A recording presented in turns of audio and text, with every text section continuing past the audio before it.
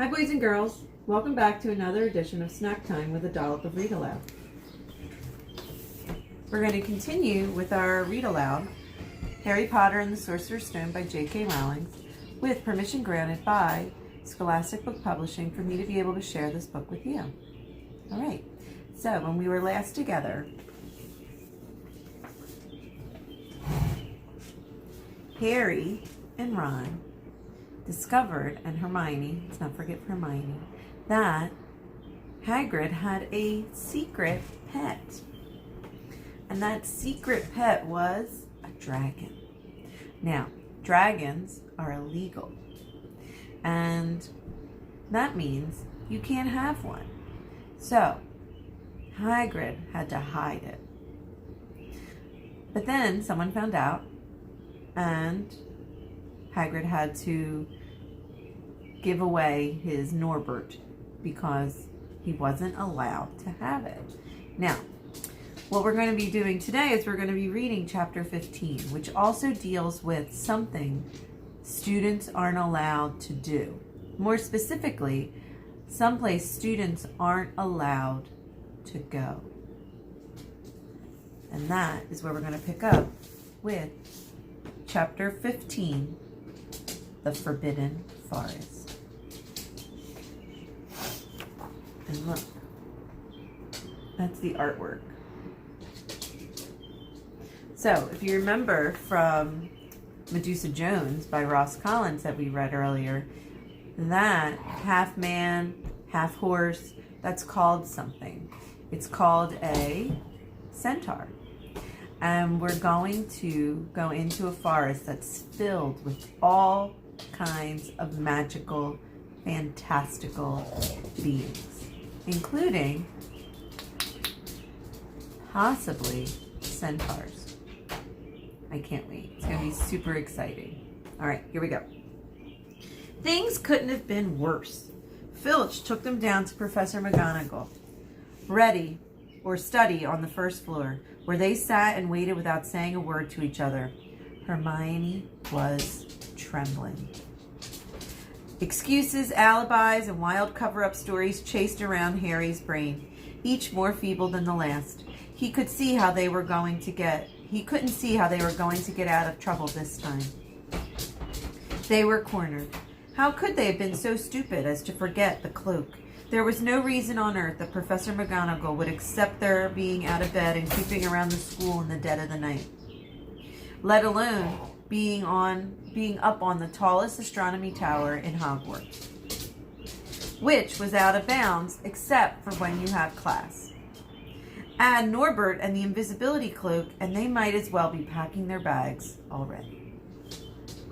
Had Harry thought that things couldn't have been worse, he was wrong. When Professor McGonagall appeared, she was leading Neville.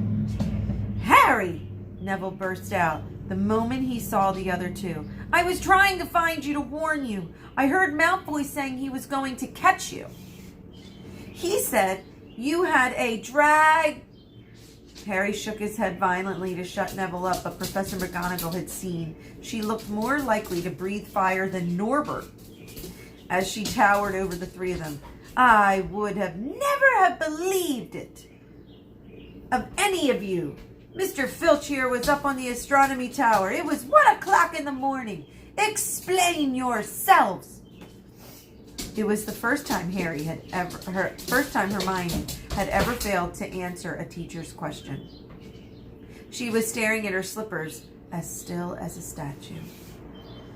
"I think I've got a good idea what's going on," said Professor McGonagall. "It doesn't take a genius to work it out. You fed Draco Malfoy some cock and bull story about a dragon, trying to get him out of bed and into trouble. I've already caught him. I suppose you think that's funny that Longbottom overheard the story and believed it too." Harry caught Neville's eyes and tried to tell him without words that wasn't true, because Neville was looking stunned and deeply hurt. Poor blundering Neville. Harry knew that it must have cost him to try and find him in the dark just to warn them. "I'm disgusted," said Professor McGonagall. 4 students out of bed in one night. I've never heard of such a thing before. You, Miss Granger, I thought you had more sense. As for you, Mr. Potter, I thought Gryffindor meant more to you than this.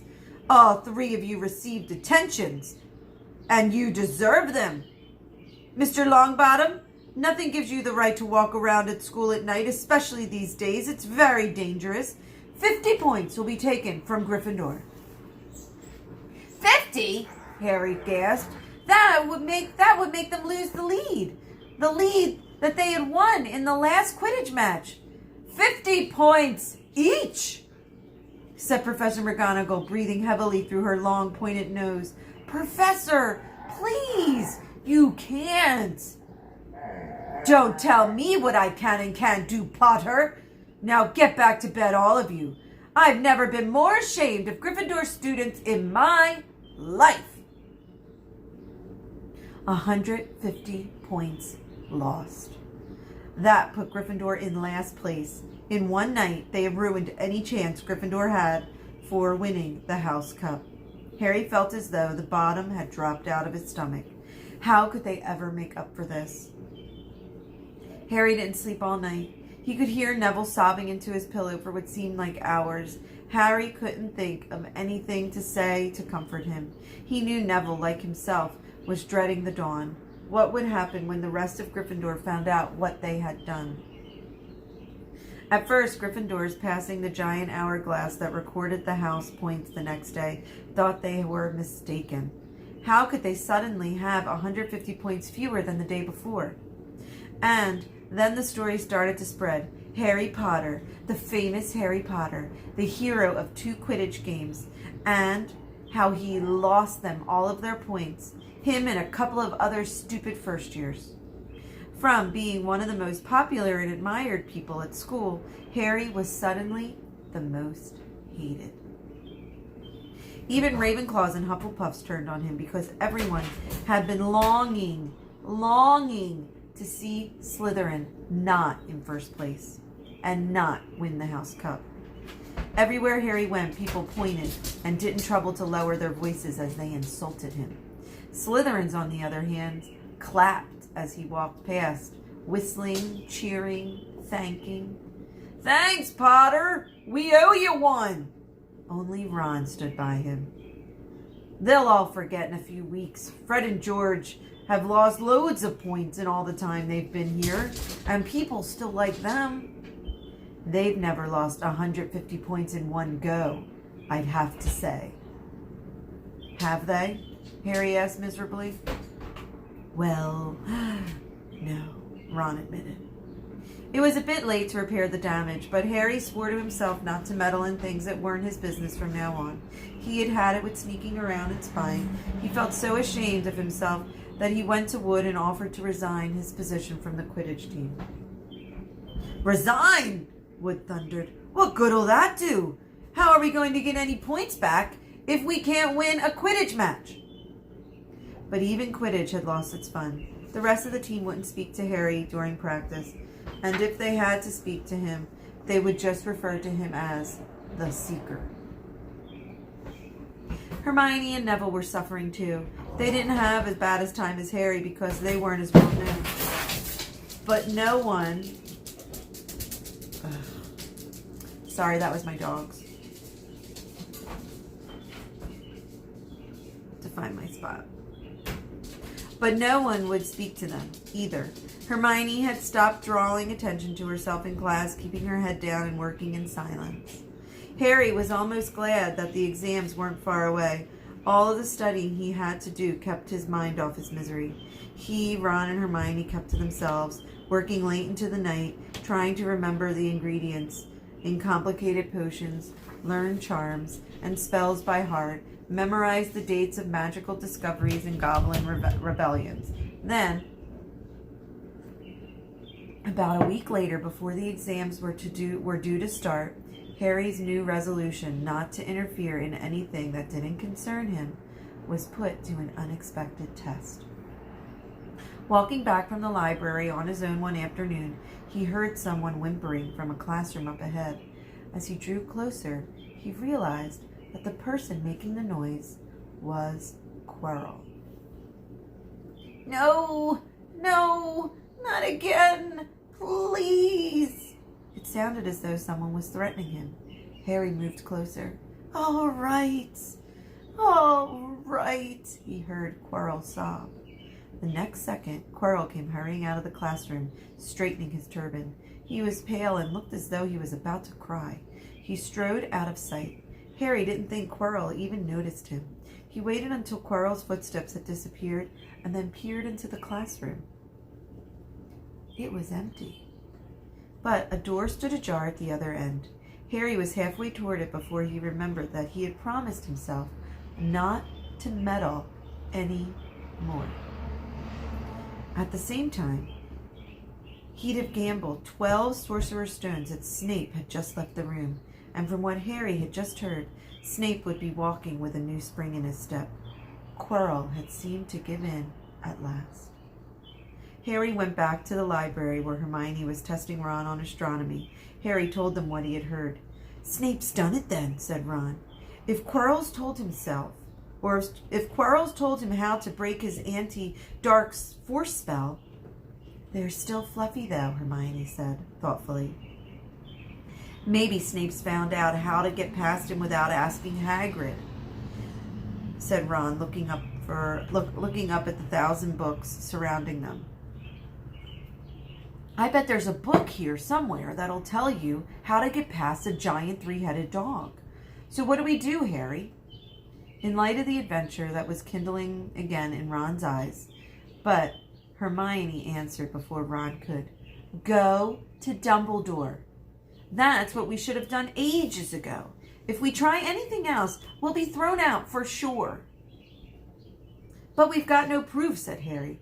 Quirrell's too scared to back us up. Snape's only got to say that he doesn't know how the troll got in at Halloween and that we were nowhere near the 3rd floor. Who do you think they'll believe, him or us? It's not exactly a secret that we hate him. Dumbledore will think we made it up to get him sacked.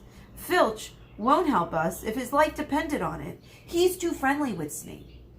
And the more students get thrown out, the better, he'll think. And don't forget, we're not even supposed to know about the stone or about Fluffy. That will take a lot of explaining. Hermione looked convinced, but Ron didn't. If we just do a little poking around. No, said Harry flatly. We've done enough poking around. He pulled a map of Jupiter toward him and started to learn the names of the moon. The following morning, notes were delivered to Harry, Hermione, and Neville at the breakfast table. They were all the same. Your detention will take place at 11 o'clock tonight. Meet Mr. Filch in the entrance hall. Professor McGonagall. Harry had forgotten that they still had detentions to do in the furor of over points that they had lost. He half expected Hermione to complain that this was a whole night of studying lost, but she didn't say a word. Like Harry, she felt that they deserved every bit that they got. At 11 o'clock that night, they said goodbye to Ron in the common room and went down to the entrance hall with Neville. Filch was already there, and so was Malfoy. Harry had also forgotten that Malfoy had gotten detention too. Follow me, said Filch, lighting a map and leading them outside. I bet you'll think twice about breaking school rules again, won't you, eh? He said, leering at them. Oh, yes, hard work and pain are the best teachers if you ask me. It's just a pity they let the old punishments die out. Hanging you by your wrists from the ceiling for a few days. I've still got the chains in my office. Keep 'em well oiled in case they're ever needed again. Right, off we go. And don't even think about running off now, 'cause it'll be worse for you. They marched off across the dark grounds. Neville kept sniffling. Harry wondered what their punishment was going to be. It must be something really horrible, or Filch wouldn't be sounding so completely delighted. The moon was bright, but clouds scudding across it kept throwing them into darkness. Ahead, Harry could see the lighted windows of Hagrid's hut. Then they heard a distant shout. "Is that you, Filch? Hurry up! I want to get her started." Harry's heart rose. If they were going to be working with Hagrid, then it wouldn't be so bad. His relief must have showed in his face because Filch said, "I suppose you think you'll be enjoying yourself tonight, eh? Hanging around with that big oaf? Well, think again, boy. It's into the forest you're going, and if I'm mistaken, you'll all might not come out in one piece." At this, Neville let out a little moan, and Malfoy stopped dead in his tracks. "The forest?" he repeated, and he didn't sound quite as cool as usual. "We can't go in there. There's all sorts of things in there. Werewolves, I've even heard."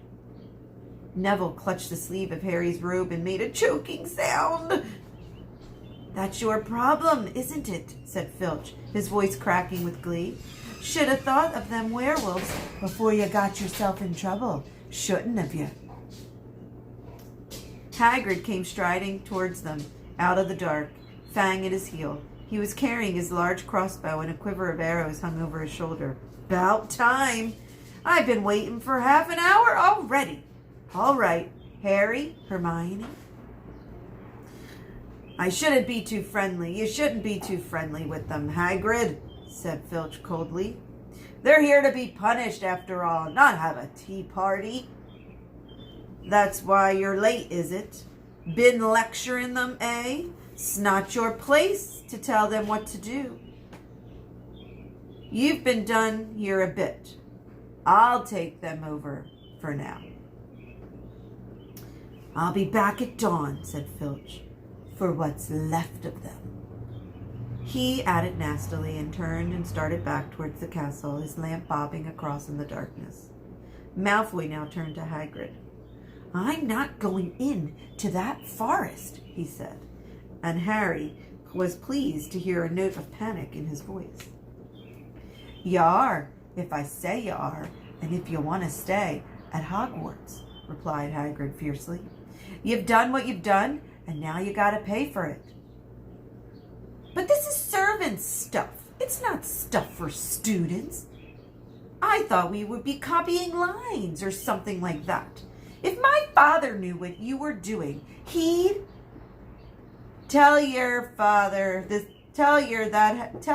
that's how it is at Hogwarts," Hagrid growled. "Sorry. Copying lines. What's good that for anyways? You'll do something useful and you'll get something out of it. If you think your father'd rather you were expelled, then go back off to the castle and pack up. Go on now." Malfoy didn't move. He looked at Hagrid furiously, but then he dropped his gaze. "Right then," said Hagrid. "Now, listen carefully, 'cause it's dangerous, and we're going to do what we're going to do tonight, and I don't want no one taking any unnecessary risks. Follow me over here for a moment." He led them to the very edge of the forest, holding his lamp on high. He pointed down a narrow, winding earth track that disappeared into the thick black trees. A light breeze lifted his hairs as they looked into the forest. "Look here," said Hagrid. "See that stuff shining on the ground? Silvery stuff? That's unicorn blood. There's a unicorn in there, been hurt badly by something. This is the second time in a week I've found one dead, last Wednesday. We're going to try and find the poor thing. We might have to put her out of its misery." "And what if whatever hurt the unicorns finds us first?" asked Malfoy, unable to keep the fear out of his voice. "There's nothing that lives in the forest that'll hurt you, if you're with me or with Fang," said Hagrid. "And keep to the path. Right now, we're going to split into two parties and follow the trail in different directions. There's blood all over the place. It mustn't been staggering around long, last night at least. Or since last night at least." "I want Fang," said Malfoy quickly, looking at Fang's long teeth. "All right. But I warn you, he's a big coward, said Hagrid. So me and Harry and Hermione will go one way. And Draco, Neville, and Fang, you'll go the other. Now, if you want any of us to find the unicorn, we'll send up... Now, if any of us find the unicorn, send up green sparks, right? Get your wand out and practice now. That's it. And if anyone gets in trouble, you send up red sparks. And we'll come and find you. So be careful, and let's go. The forest was black and silent. A little way into it, they reached a fork in the earth path, and Harry, Hermione, and Hagrid took the left path, while Malfoy, Neville, and Fang took the right. They walked in silence, their eyes on the ground. Every now and then, a ray of moonlight through the branches above lit a spot of silver blue blood on the fallen leaves. Harry saw that Hagrid looked very worried. Could a wolf be killing unicorns? Harry asked. Not fast enough. It's not easy to catch a unicorn. They're powerful, magical creatures. I never knew one to be hurt before. They walked past a mossy tree stump, and Harry could hear running water.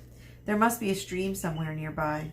There were still spots of unicorn blood there, and here along a winding path. You all right, Hermione? Hagrid asked. Don't worry. Can't have gone far if it's that badly hurt, and then we'll be able to... Get behind that tree! Hagrid seized Harry and Hermione and hoisted them off the path behind a towering oak. He pulled down an arrow and fitted it in a crossbow, raising it, ready to fire. The three of them listened. Something was slithering over dead leaves nearby. It sounded like a cloak trailing along the ground. Hagrid was squinting up at the dark path. But after a few moments, the sound faded and went away. I knew it, he murmured. There's something in here that shouldn't be. A werewolf? Harry suggested. There wasn't no werewolf. And it wasn't no unicorn neither, said Hagrid grimly. Right. Follow me. Be careful now. They walked some more slowly, ears straining for the faintest sound. Suddenly, in the clearing ahead, something definitely moved. Who's there? Hagrid called. Show yourself. I'm armed. And into the clearing came a man. No, it was a horse. To the waist, a man with red hair and a beard. But below, it was a horse with a gleaming chestnut body with a long reddish tail. Harry and Hermione's jaws dropped. Oh, it's you, Ronan, said Hagrid in relief. How are you? He walked forward and shook the centaur's hand. Good evening to you, Hagrid, said Ronan. He had a deep, sorrowful voice. Were you going to shoot me? Can't be too careful, Ronan, said Hagrid, patting his crossbow. There's something bad loose in this forest. This is Harry Potter and Hermione Granger, by the way, students up at the school. And this is Ronan, you two. He's a centaur. We've noticed, said Hermione faintly. Good evening. Students, are you? And do you learn much up at the school? A bit, said Hermione timidly. A bit. Well, that's something, Ronan sighed. He flung back his head and stared up at the sky. Mars, it's so bright tonight. Yeah, said Hagrid, glancing up too. Listen, I'm glad we've run into you, Ronan, 'cause there's a unicorn been hurt. You seen anything? Ronan didn't answer immediately. He stared unblinkingly upward, then sighed again. Always the innocent are the first victims, he said. So it's been ages now. Yeah, said Hagrid. But have you seen anything, Ronan? Anything unusual? Mars is bright tonight, he repeated, while Hagrid watched him impatiently. Unusually bright. Yeah, but I was meaning anything unusual a bit nearer home, asked Hagrid. So, you haven't noticed anything strange? Yet again, Ronan took a while to answer. At last he said, The forests, they hide many secrets. A movement in the trees behind Ronan made Hagrid raise his bow again. But it was only a second centaur, black-haired and bodied and wilder looking than Ronan. "Hello, Bane," said Hagrid. "All right?" "Good evening, Hagrid. I hope all is well." "Well enough. Look, I just been asking Ronan, have you seen anything odd in here lately? There's a unicorn been injured.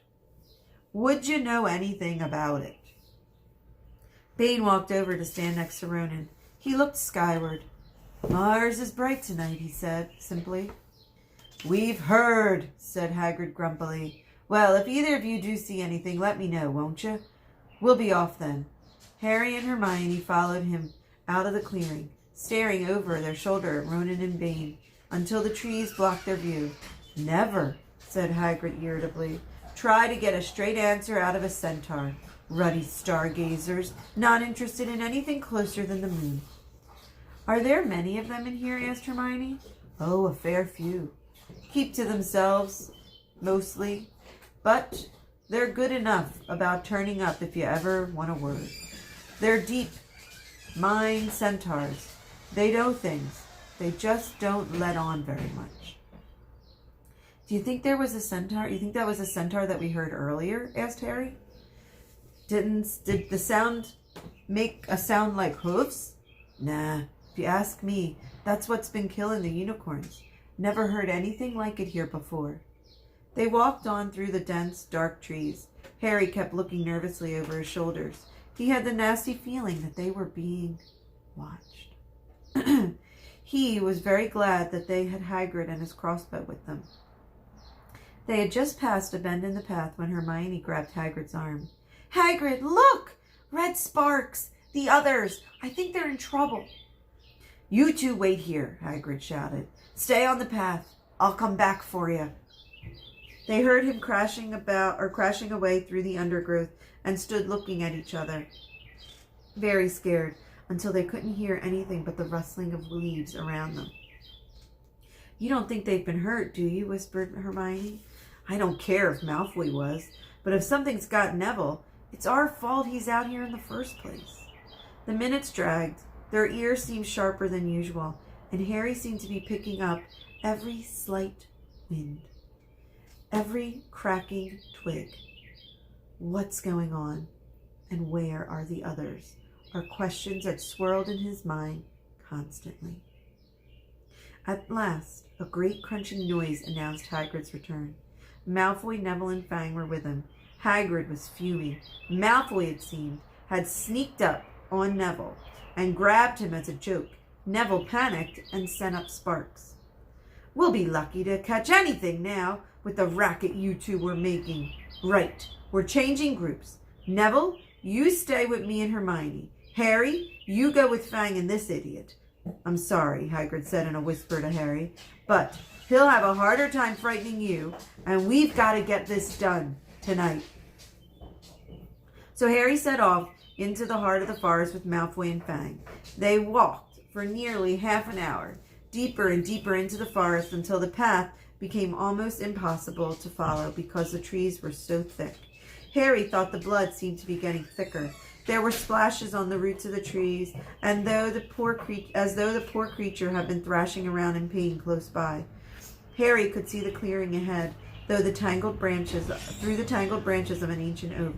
"Look," he murmured, holding out his arm to stop Malfoy. Something bright white was gleaming on the ground, and they inched closer. It was a unicorn, all right. It was dead. Harry had never seen anything so beautiful or so sad. Its long, slender legs were stuck out at odd angles where it had fallen, and its mane spread pearly white on the dark leaves. Harry took one step toward it when a slithering sound made him freeze where he stood. A bush on the edge of the clearing quivered. Then, out of the shadows, a hooded figure came crawling across the ground like some stalking beast. Harry, Malfoy, and Fang stood transfixed. The cloaked figure reached for the unicorn, lowered its head over the wound on the animal's side, and began to drink its blood. "Ah!" Malfoy let out a terrible scream and bolted. So did Fang. The hooded figure raised its head and looked right at Harry. The unicorn blood was dribbling down its front. It got to its feet and came swiftly toward Harry. It couldn't move from fear. Then a pain like he had never felt before pierced his head. It was through his scar. It was on fire. Half blinded, he staggered backward. He heard hooves behind him, galloping, and something jumped clean over Harry, charging at the figure. The pain in Harry's head was so bad he fell to his knees. It took a minute or two to pass. When he looked up, the figure had gone. A centaur was standing over him. Not Ronan or Bane. This one looked younger. He had white blonde hair and a palomino body. "Are you all right?" said the centaur, pulling Harry to his feet. "Yes, thank you. What was that?" The centaur didn't answer. He had astonishing blue eyes like pale sapphires. He looked carefully at Harry, his eyes lingering on the scar that stood out, livid on Harry's forehead. "You are the Potter boy," he said. "You had better get back to Hagrid. The forest is not safe at this time, especially for you. Can you ride? It will be quicker this way. My name is Firenze," he added, as he lowered himself onto his front legs so Harry could clamber onto his back. There was a sudden sound of more galloping from the other side of the clearing. Ronan and Bane came bursting through the trees, their flanks heavy and sweating. "Firenze!" Bane thundered. "What are you doing? You have a human on your back. Have you no shame? Are you a common mule?" "Do you realize who this is?" Firenze responded. "This is the Potter boy. The quicker he leaves this forest, the better." "What have you been telling him?" growled Bane. "Remember, Firenze, we are sworn not to set ourselves against the heavens. Have we not read about what is to come in the movements of our planet?" Excuse me. Ronan pawed the ground nervously. "I'm sure Firenze thought he was acting for the best," he said in his gloomy voice. Bane kicked his back legs in anger. "For the best? What is that to do with us? Centaurs are cornered here. Centaurs are concerned with what has been foretold. It is not our business to run around like donkeys after stray humans in our forest." Firenze suddenly reared up on his hind legs in anger, so Harry had to grab onto his shoulders to stay on. "Do you not see that unicorn?" Firenze bellowed at Bane. "Do you not understand why it was killed? Or have the planets not let you in on that secret? I set myself against what is lurking in this forest, Bane. Yes, with humans alongside me if I must." And Firenze whisked around with Harry clutching on as best as he could.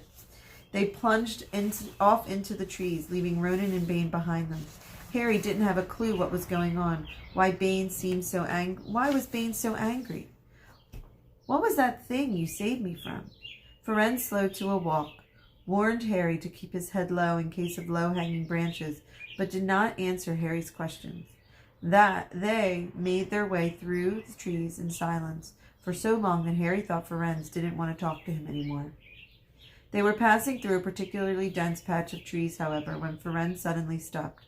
"Harry Potter, do you know what a unicorn's blood is used for?" "No," said Harry, startled by the odd question. "We've only just used horn and tail hair in our potions." "That is because it's a monstrous thing to slay a unicorn," said Firenze. "Only one who has nothing to lose and everything to gain would commit such a heinous crime. The blood of a unicorn will keep you alive, even if you are an inch from death. But at a terrible price, because you have slain something so innocent and so pure, just to save yourself. And as a result, you will have a half-life, a cursed life, from the moment that blood touches your lips." Harry stared back at Firenze's head, which was dappled silver in the moonlight. But who would be that desperate, he wondered aloud. If you're going to be cursed forever, death's better than that, isn't it? It is, Firenze agreed. Unless all you need to stay alive long enough to drink something else. Something that will bring you back to full strength and power. Something that will mean you can never die. Mr. Potter, do you know what is hidden in that school at this moment? The Sorcerer's Stone. Of course. The elixir of life. But I don't understand. Who? Can you think of nobody who has waited many years to return to power? Who has clung to life, awaiting for his chance, no matter how slim?